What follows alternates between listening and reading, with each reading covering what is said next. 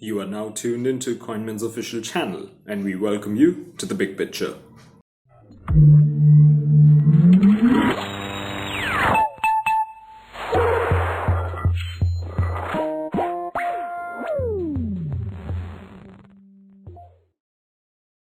Hello, everyone, and welcome to the big picture. In today's episode, we have Ayush Mittal with us, who currently leads the tax and regulatory services at Coinmen as a manager.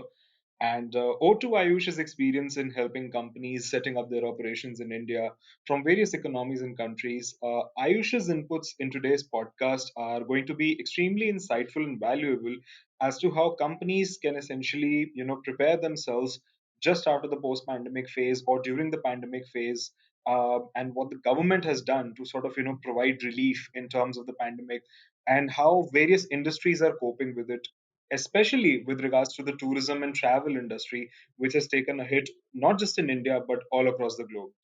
So let's see how the discussion goes, and we'll keep you updated with whatever developments happen. And with that, Ayush, I welcome you to the podcast. How are you doing today? I'm good, Sahib. How are you? I'm doing very well, Ayush. So, to start things off, my first question, I'm just going to jump right into it. So, the COVID-19 pandemic, it has had and it's actually continue to have an economic impact on businesses all across the world, right? So, if you look at the travel and tourism industry in particular, and with the nature of the pandemic spread all across, and the travel bans which have been put up, there's bound to be an impact on the businesses which are operating in this space, right? So, according to you, how bad is the current scenario of the industry? Sahib, yes, I think the impact on the tourism industry will be bad. And the reason I'm saying this is so if we compare, if we just consider North India, where the peak season starts in the month of April, April, May, June are the peak seasons for the travel tourism operators or the companies. So I think this COVID-19 will have a huge impact on their businesses. From the traveler side, I believe that the travelers will also be skeptical of traveling outside, because once the approval or once a clearance will come from the government that they have some vaccinations or they have able to control the cases, only then I think this industry can have gain some momentum. So what I believe is this impact on the travel tourism industry will be bad. So if I consider the number front, so I was just reading there's an organization by the name of UNWTO, which is United Nations World Tourism Organization. So they had just done a recent assessment where they have identified and they expect that the international tourism could fall by around 20 to 30% in 2020 if compared with the 2019 figures. So I think the number, the expectation is 20 to 30%. The exact number is still to be determined. So if I talk about the number figure per se, this was a percentage. If I talk about the number figure, then the international tourism receipts may range between 300 USD to 400 billion USD. There could be a fall of such an amount, and this estimates have been given by the UNWTO. So this number is huge, and this is equivalent to one third of the 1.5 trillion USD generated in 2019. I think this number, the exact number will be out after the quarterly results or after some reports by this organization. But on a tentative front, on an estimation, I think this number is huge. So just an interesting bit over here, Sahib. There was a global crisis in 2008, and there was a SAR crisis in 2003. So, so you will believe in 2008, the international tourism fell around 4% with the respective previous year and 0.4% in 2003. And now what this organization UNWTO is expecting that the fall will be around 20 to 30%. So now you can sense that the how bad will be the impact on this industry. That's completely understandable, Ayush. But keeping India in context here, with regards to how global economy is, there is a lot of debate going on right now, as per the steps which are being taken by the government, and especially with regards to how the government is protecting businesses and the economy on a whole. While some people feel that the steps are appropriate, there are others who are a bit skeptical about it, and they feel that too little is being done and it's also a little too late. Personally, Ayush, what do you think, that are the actions which are being taken by the government enough for the industry from an India context? And what does the industry, the travel and tourism scenario as a whole, what would you say are their expectations from the government going forward? So, you know that the population size of India is around 138 crores. And knowing the fact that the healthcare facility is available in India is not that great when compared with the developed nations. So, seeing the condition, we should accept this fact that whatever the government has done as of now, they have taken proactive measures. So this is not what I am saying. So this is the report which WHO has also given. They have said that the India steps towards this COVID-19 is impressive. And the reason they are saying is as of now, the death which has been the death in India is of around 70 people, and the number of cases that has been reported as of now is around 3,100. So the death rate is less than the 5%. So I think one thing which our Prime Minister has done has taken proactive steps. And if I talk about the steps what he has taken, I think some of them are like suspending visas that he has done. He has quarantined all incoming travelers. He has health screened the international passengers. And as per a report, this health screening of the international passengers was around 1 million passengers at the airport. So I think on this front, he has done substantial proactive steps. So one more step which I could recall is that bringing people safe to India or from China, Iraq, or the other countries. So I think this is an important step by discussing whether internal embassies and all with the internal countries and all. I think he is able to bring people safe. Uh, so I think this is a proactive measure which our government is doing.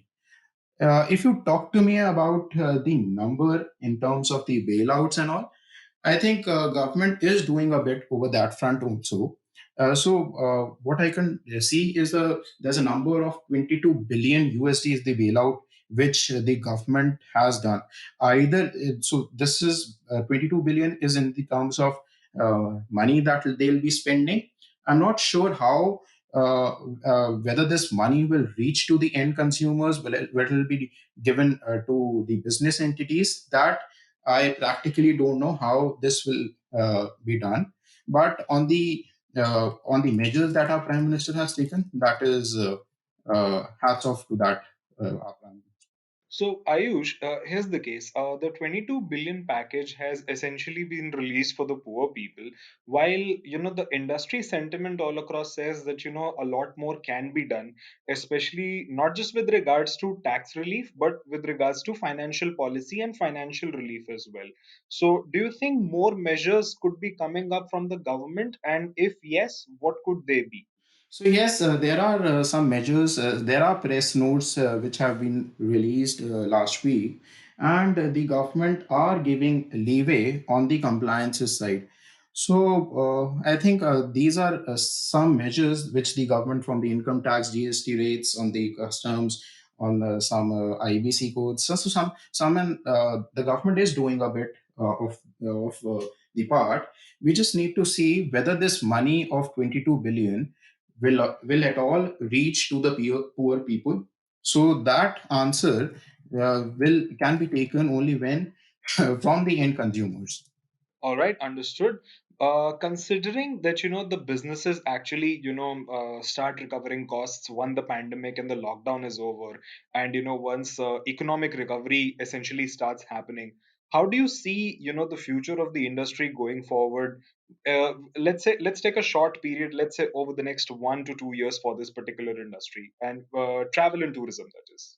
So, if you per se talk to me about travel and tourism, I think, as I said earlier, that the for North India, the peak season is of April to June. So, I'm sure this peak season is gone for this industry. But if we compare and discuss in two parts, like one regarding the domestic travel and the other about the international travel, I think the next 3 months, that is after June, that is July, August, September, when we believe that the things will stabilize, I think on this front, the uh, domestic industry should improve. However, on the international travel, I think the European countries have been will be badly hit because Italy, Spain, Paris, these are some countries which will be badly affected due to this COVID-19 pandemic. So, in a nutshell, this year will be bad for the travel tourism industry. All right. My next question essentially talks about domestic tourism, which was something that you pointed out.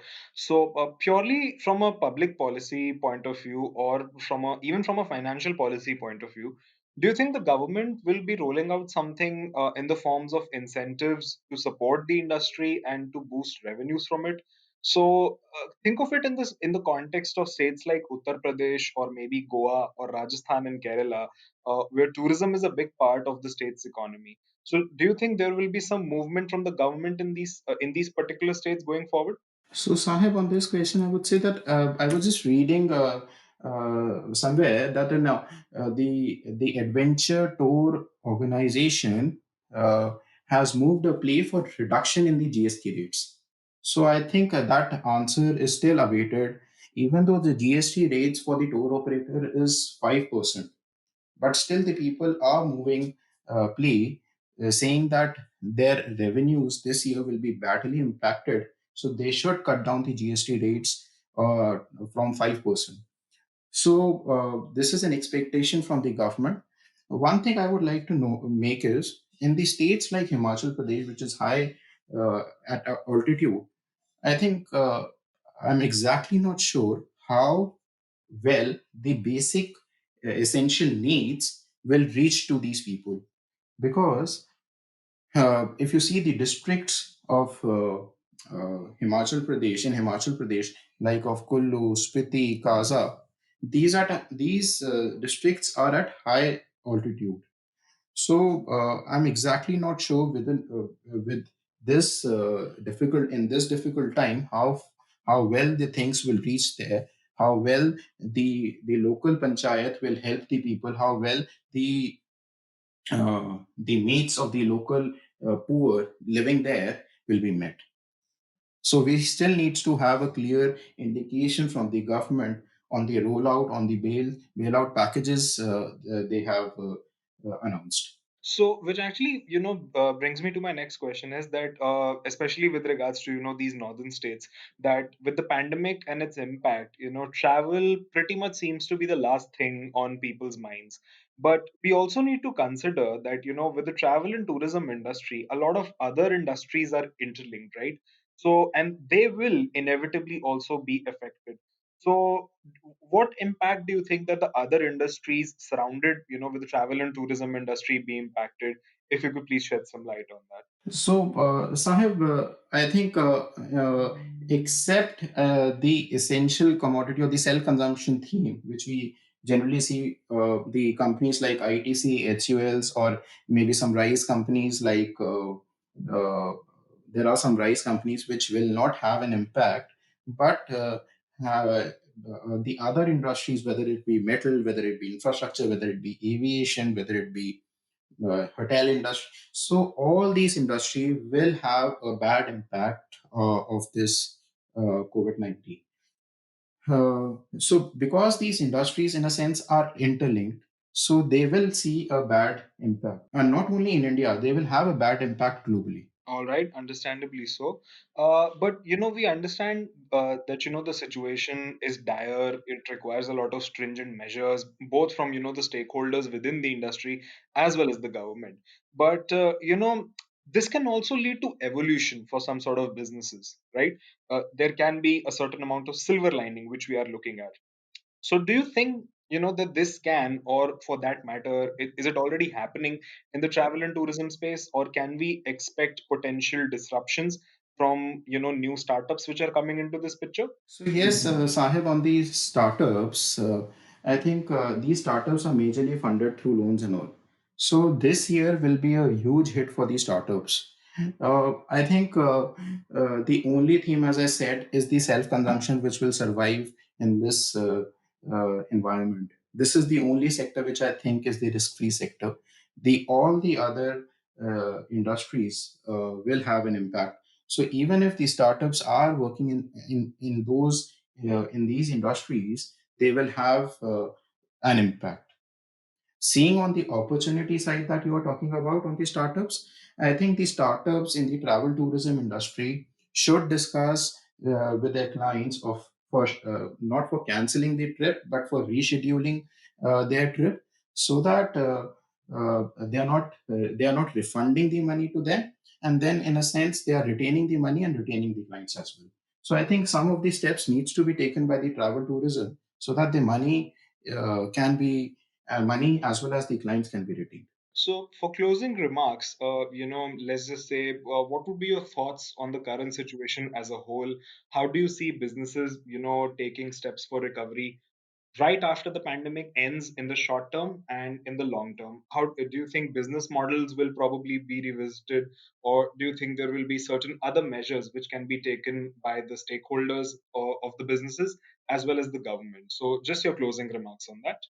So, Sahib, we were just having a discussion with our clients, with our families, and also people are thinking on that lines of having different business strategies. So, when the things will improve and the demands will flow, the businessmen are thinking of revising their strategy so that they meet that demand supply, they meet the demand supply chain.